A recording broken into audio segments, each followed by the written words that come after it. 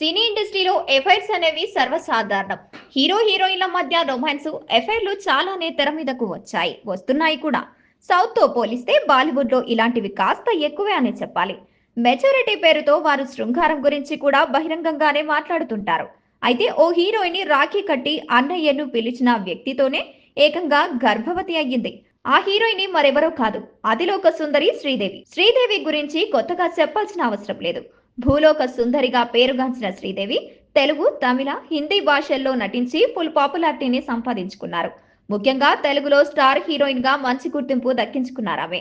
శ్రీదేవి బాలీవుడ్ దర్శకుడు భోనీ కపూర్ ను వివాహం చేసుకున్న విషయం తెలిసిందే. అయితే అప్పటికే భోనీ కపూర్ పెళ్లి జరిగింది. భోనీ కపూర్ యోనా శౌరిని మొదటగా వివాహం చేసుకున్నారు. ఆ తర్వాత శ్రీదేవితో ప్రేమలో పడి ఆమెను రెండో వివాహం చేసుకున్నారు భోనీ కపూర్. ఈ విషయాన్ని భోనీ కపూరే స్వయంగా ఓ ఇంటర్వ్యూలో చెప్పడం జరిగింది.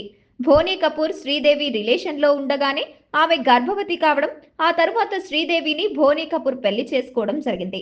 శ్రీదేవి భోనీ కపూర్ దంపతులకు పుట్టిన పిల్లలే జాన్వీ కపూర్, ఖుషీ కపూర్.